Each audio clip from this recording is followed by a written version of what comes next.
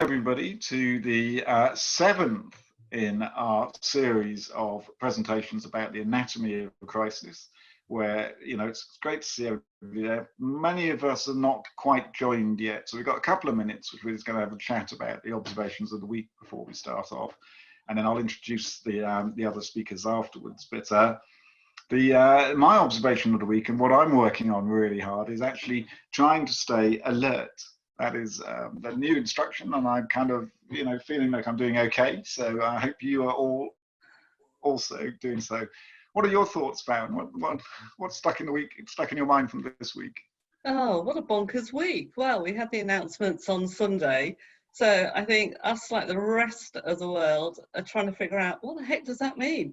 Try and decipher the uncipherable, if that's a word.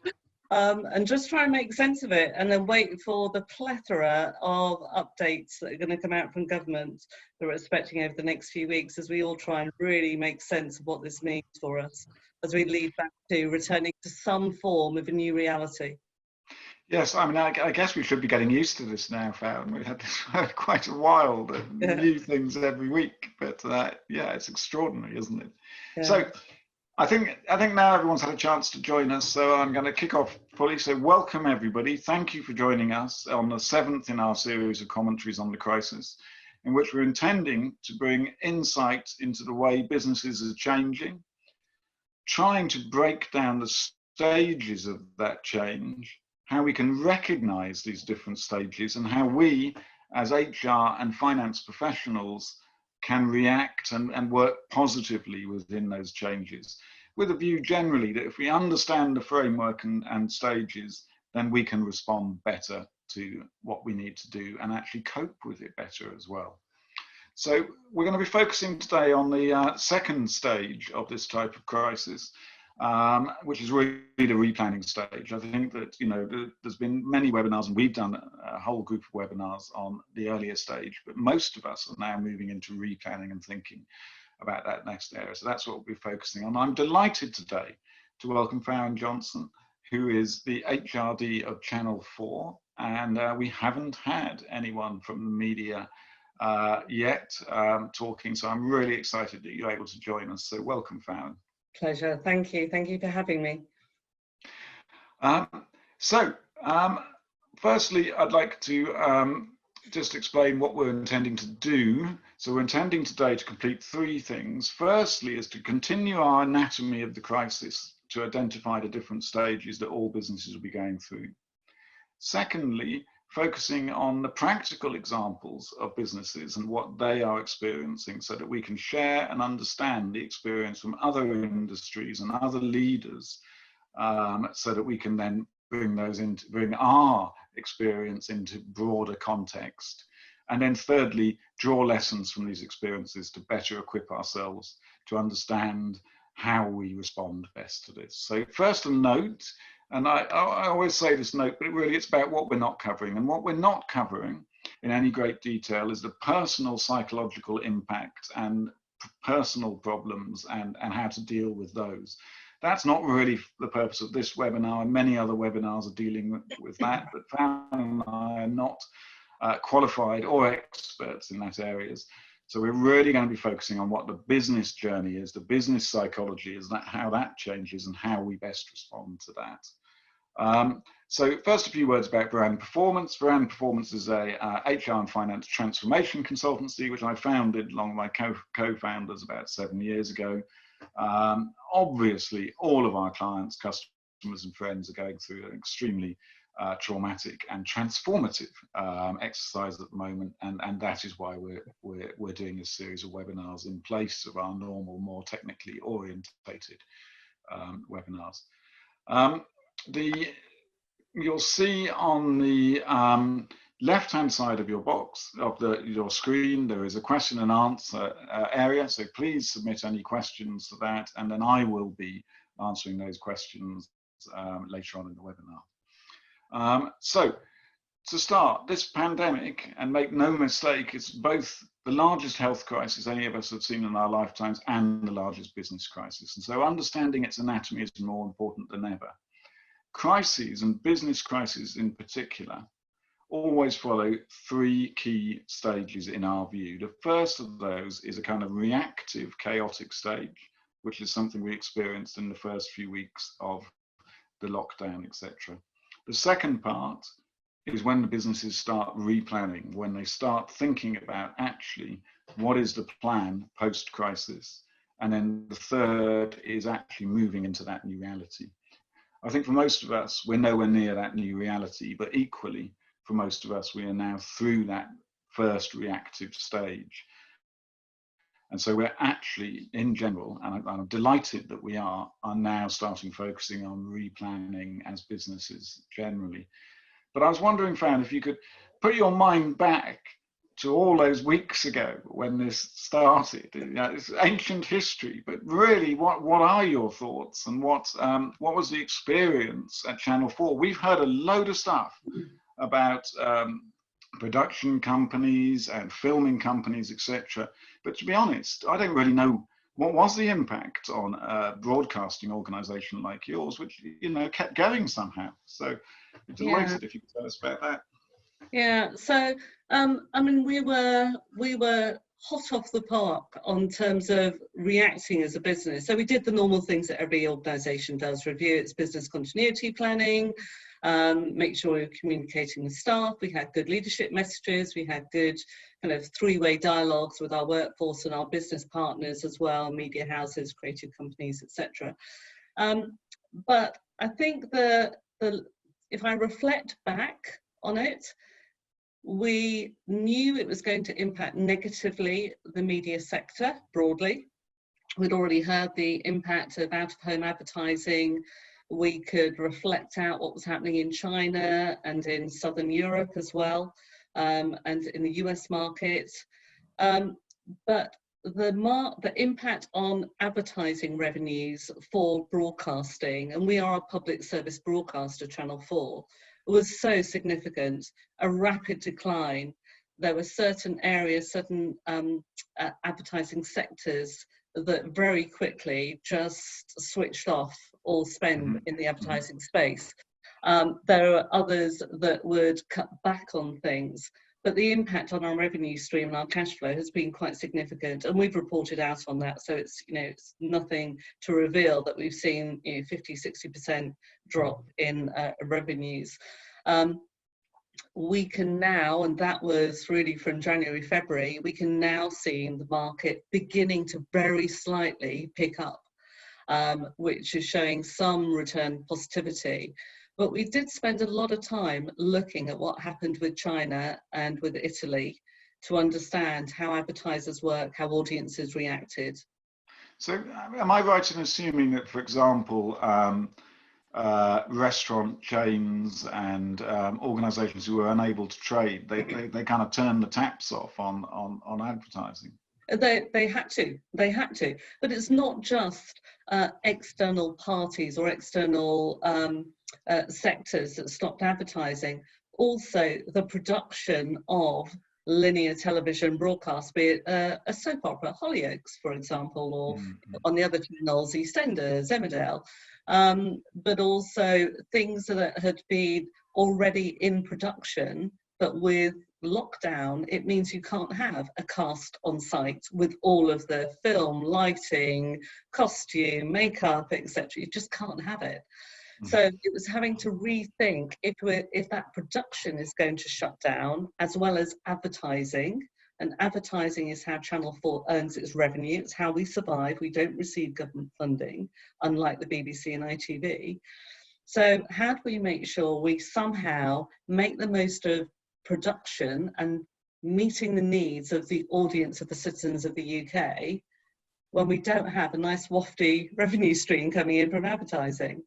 So we had to make some brave decisions about how we were going to reinvest our time and effort and really be quite creative about we focused what we could put out on linear TV, live channels, what we could record remotely, Jamie Oliver and the cooking at home and making the most of your cupboard. That's a good example of it. but also about listening to what audiences wanted to see. And what they wanted to see was something that was going to be uplifting, funny, informative, but also, because we are a public service broadcaster, we had to support the government message and wanted to support the government message about stay at home, keep safe, etc. Presumably you weren't allowed to stop broadcasting. So were your team qualified as essential workers, or how did that part work? Because presumably some people had to keep. Yeah, so very early, DCMS, one of the government departments, Department of Cultural Media, we've been in dialogue with them from January around if we were to continue broadcasting, and there was very much a requirement from government for particularly BBC, ITV, Channel 4 to continue broadcasting and supporting the public messages. What could be done remotely, and we very early took a decision that all of our staff, including news presenters like Jon Snow, etc., were going to do their broadcasting from home. How could we then refocus that attention to make sure that people were generating the right skill, moving in the right direction, singing together, that we were working with production companies and creative agencies so that we were making the right decisions? Mm-hmm. Interesting. And do you only, I mean, the engineers, the team, the editing team, these kind of groups, presumably, do they need access to? Yeah, they did. The definition of key workers was one that we agreed with DCMS quite early on, but it was very broad. So in the guidelines of key and essential workers, we weren't essential workers, but key workers were broadcasters and journalists. Well, the variety of journalists that exist, under different guises is wide and varied, and typically freelance, so they're not employed by us. They have a contractual arrangement with us. And then people like the production companies and engineers, lighting, sound crews, etc.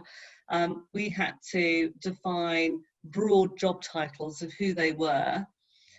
What we didn't have to do is put the names to those job titles, and that actually is something that we have been working on now as we think about returning to work, some normality of work, because they will be the people that we would more likely return to work rather than the rest of the workforce or corporate functions or part of an operational team. So it's those frontline live broadcasting people that we would want back, because that enables production of new content. Oh, I see. So actually this definition didn't exist previously. So in the job classifications, the way you were describing people's jobs, etc., one of the classifications were not kind of key worker, essential to, or this kind of flag. So most of the essential workers were people who are enabling medical intervention or supporting infrastructure, so policing, fire, etc. But the other definition around what do we need to enable the UK citizens to feel connected and informed.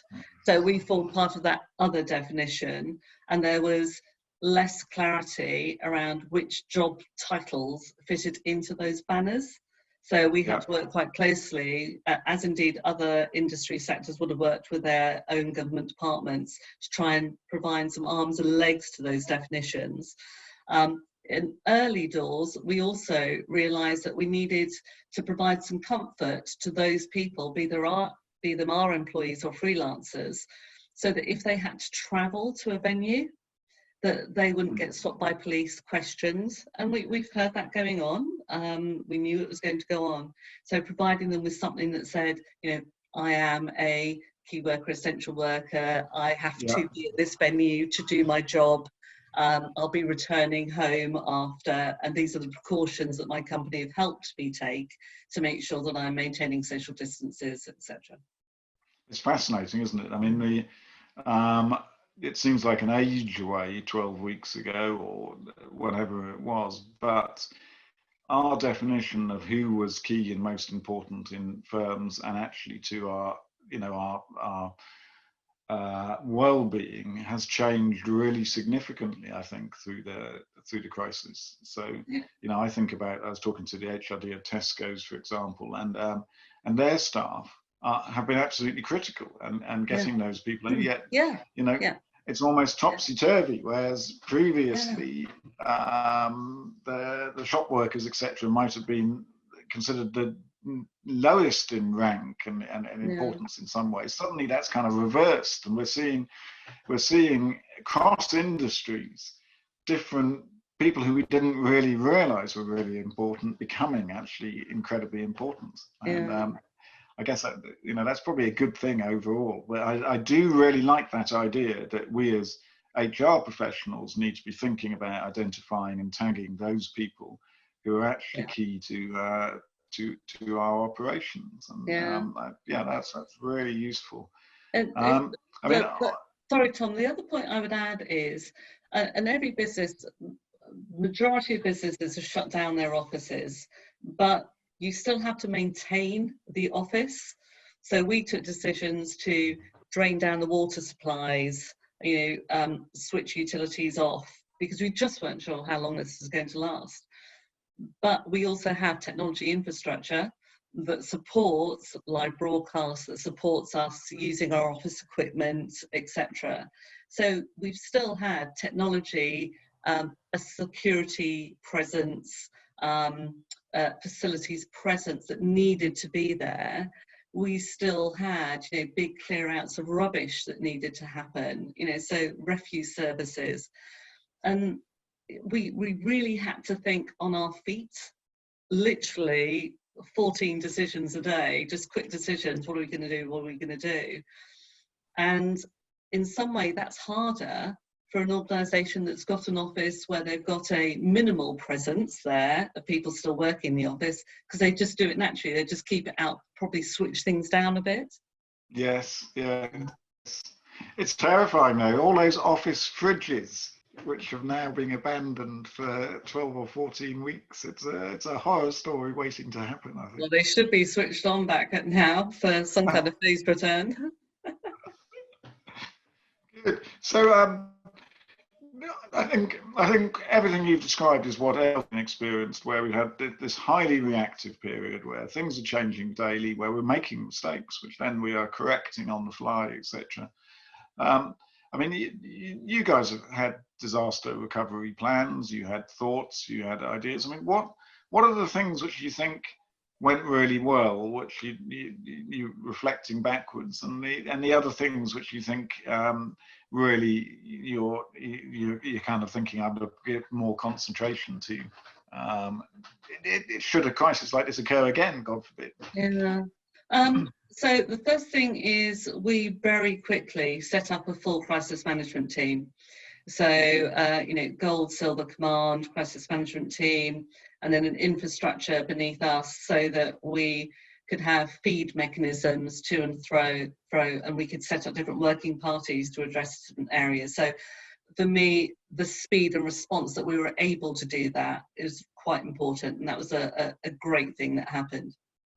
One of my reflections, if this happened again, God forbid, that we would probably spend more time early on listening to leaders to understand their fear, which is the same as every member of the workforce, but their specific fear in worry about getting the message wrong.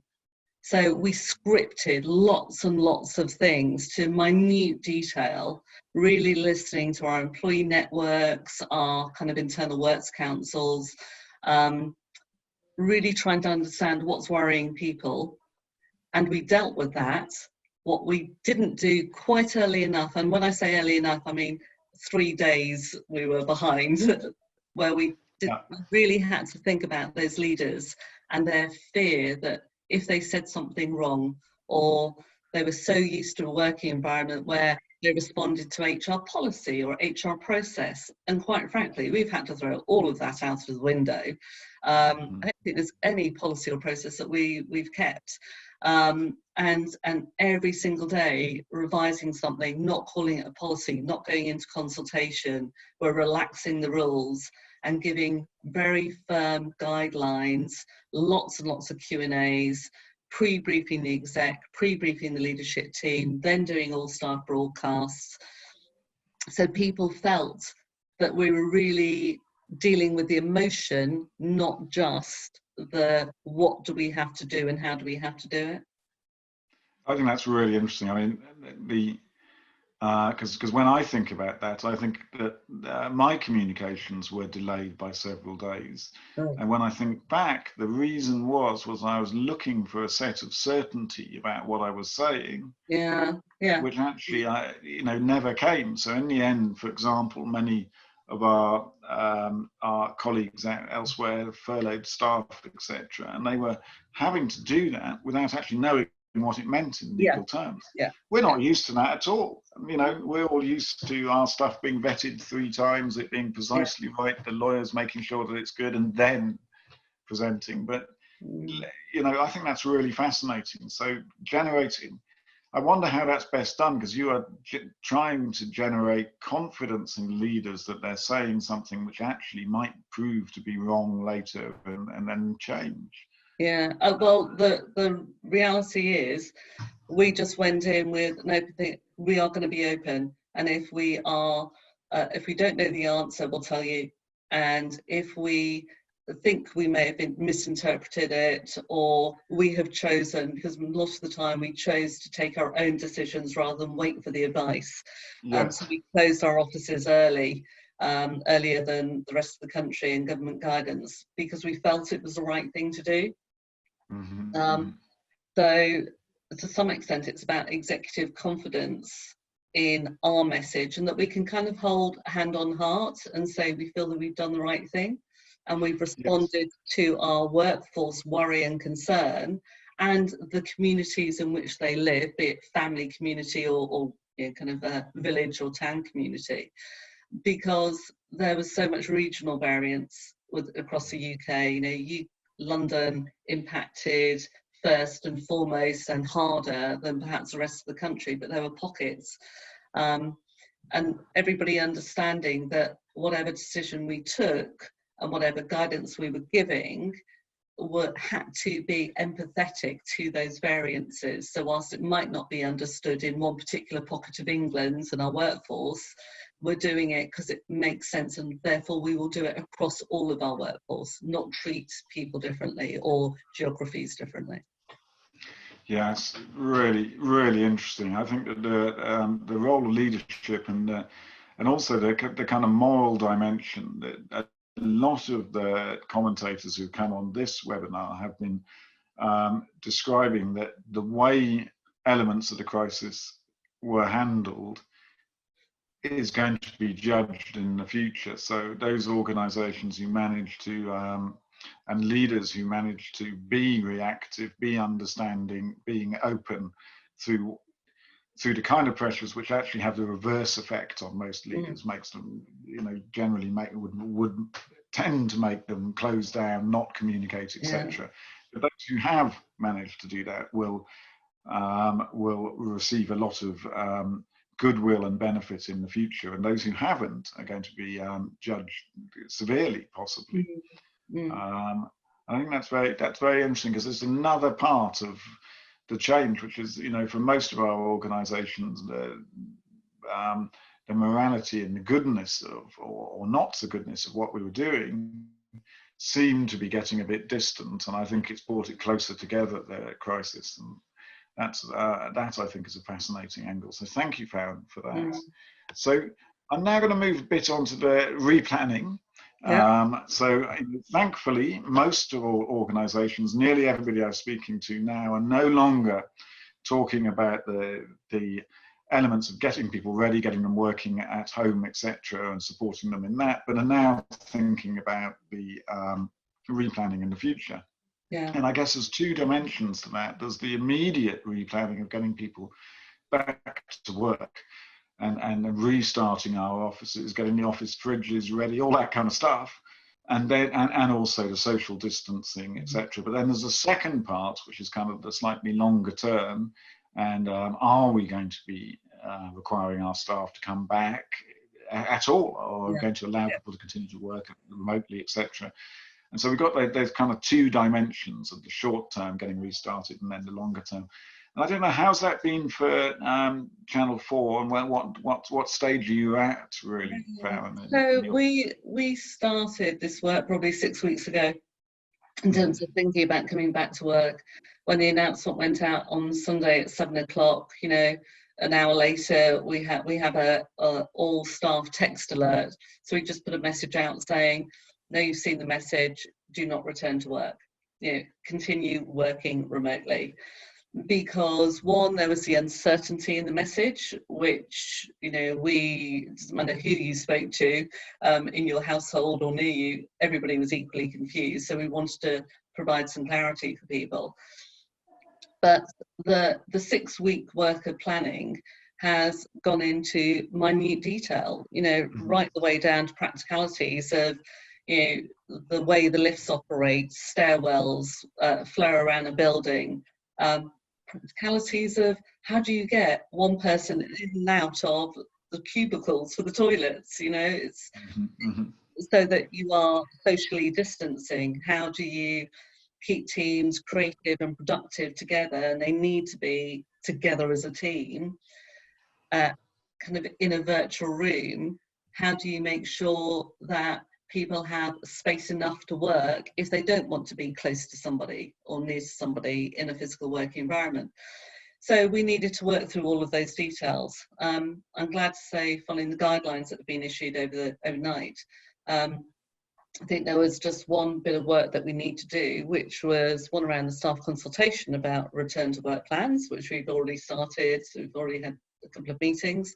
And the second is to make sure that our risk assessments really do comply with guidelines, of which there are a few. So we're still working through that.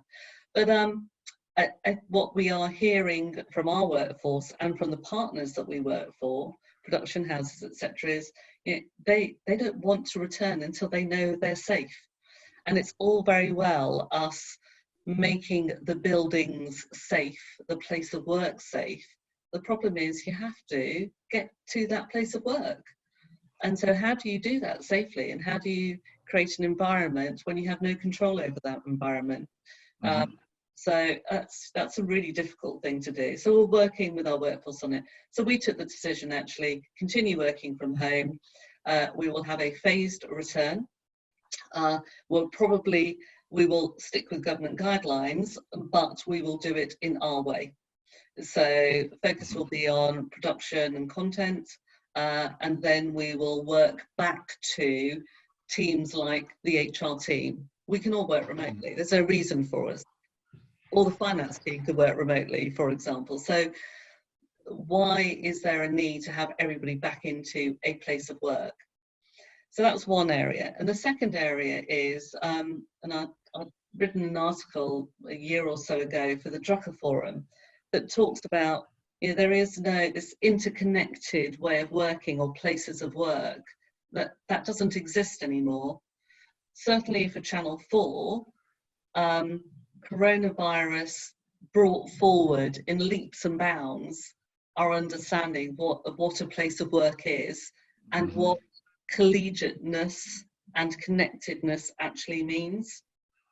And I think the world is seeing things in a different way now. It's not just our company or our industry, but all industries and sectors in all countries are having to rethink what that means, rethink their agile policies, their flexible working practices, their carers policies, etc. Even the definition of policy from an HR perspective, you know, do we really need policies now? What about a more agile way of thinking, a more intuitive, that feels that we're in step with our workforce and our supply base and our production partners or our business partners? It's got to move on from where we are now. It can't stay the same or revert back. So that absence of policies or way of flexing policies, that's going to change the service which your HR team are going to be providing to the rest of the business in the future. Yeah, it certainly will. It will require two things: the HR service delivery model, the HR service delivery itself, and then also the role of the line manager. Because the role of line manager, and I've worked in all different types of sectors and industries, but a lot of them will always see the policy or the process as their first point of reference. Can I agree this absence? What do I do if someone's sick? Can I carry forward holiday? You know, normal questions that come up, and they always revert to a policy or a process. What we've had to do throughout this crisis, and we will need to do more intuitively going forward, is create an experience that the line manager has where they feel in control of the facts and in control that they have the appropriate, I want to use the word delegations, but that turns it into a process again, but the right empathy with the situation of our workforce and the priorities that the workforce are doing, so that they can deal with things more intuitively. And that so kind of a combination of a set of principles, yeah, and then some facts which they then make the connections between, yeah, rather than a process, step-by-step process. Yeah, yeah. I think that's really interesting. I think the principle, you know, we've been so scared. I mean, the creation of processes and the setting of complicated processes and rules and procedures is something which HR particularly has been central to HR activity, to try and manage risk and trying to avoid mistakes from line managers, etc.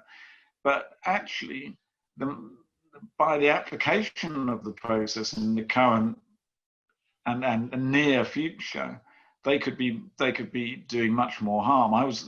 That's really, you know, I think this is absolutely fascinating for as HR professionals, because I guess I was in another conversation with one of the retail organizations. The HRD was talking about the return to work for retail locations and how the normal processes of agreeing how they were going to work, etc., need to be out of the window. If a shop floor person, the person at the lowest tier of the organization, sees something which is unsafe, they must not do that. Yeah. And they must feel that they're autonomous to not do that. Yeah. But their line managers have got to listen to them, whereas previously line managers kind of command and control. Yes, you will. Your break is at this time, or whatever it was. And actually, that needs to be overruled by the principles, which are safety and protection of the staff and then the customers. And then the facts, which are: is it correct that you can't do that or can do this? So my reflections on that is it falls into two categories for me. The first is being data driven. Use data as your friends, because it drives people, whilst it's empathetic, because you can drive empathy through the surveys or through data points. It takes people to a better place, a less emotional place of making a decision around something. So use data as your friend. The second area is a word called enablement. The role of HR needs to move from the kind of patrol, and I don't like these trite words of, you know, make the workplace more human, put human back into human resources. But actually, HR is about enablement now. How do we enable an organisation to be more agile, to be more responsive, to be more intuitive? How do we enable leaders to feel that they are leaning into transition and change and transformation and the emotion of the workforce and partners that you're working with, etc., and communities that you work in now, better connection of businesses in their communities.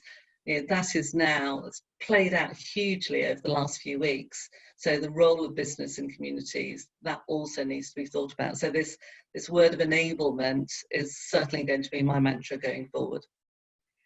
I think that's absolutely fascinating, Van. I think that you're starting to crystallise in my mind a significant change to the role of line managers, something which has not really been revisited now for many years, actually. And I think that we have all been frustrated that the role of the line managers has not really been progressing, etc. But then that's because we haven't had something like this to bring it more crystal clear as to how that change would occur.